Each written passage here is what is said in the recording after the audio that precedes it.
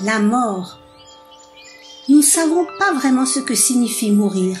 En réalité, la mort n'existe pas, absolument. Il n'y a que le mot. Toute la nature bouge grâce à l'énergie.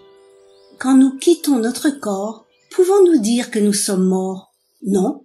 À ce moment, grâce au travail des micro-organismes, le corps commence à se décomposer et retourne dans le ventre de la nature, et l'âme, après avoir terminé son voyage sur Terre, en entame un nouveau dans une dimension différente.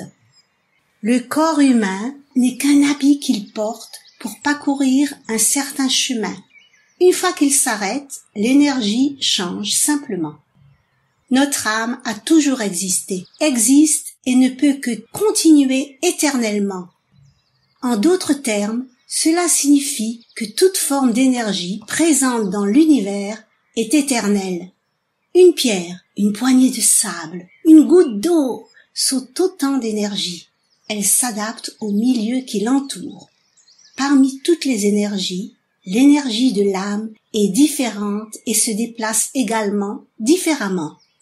Ainsi que toute l'énergie matérielle peut être divisée et réduite en minuscules particules, l'énergie immatérielle, l'énergie dont notre âme est faite, ne peut pas être divisée. Bien que l'énergie immatérielle ne puisse pas être divisée, un événement similaire s'est produit. Cet événement est connu sous le nom de Big Bang.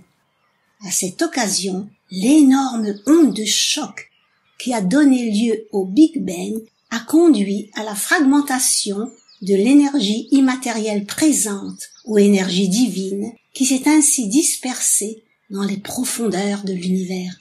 Tous ces fragments d'énergie immatérielle, dispersés un peu partout, ont mis quelques milliards d'années à se trouver et à se reconnaître. Tout au long de cette période, des galaxies ont été créées, des systèmes stellaires, dont le nôtre. Lorsque la Terre a finalement été terminée, presque toutes les particules intangibles ont été retrouvées. L'engagement que vous prendrez ici sur Terre sera capitalisé sur l'autre dimension, là où les dieux habitent, là où il n'y a pas de souffrance. La mort n'est donc pas une chose dont vous devriez vous inquiéter dès l'instant où vous viviez bien.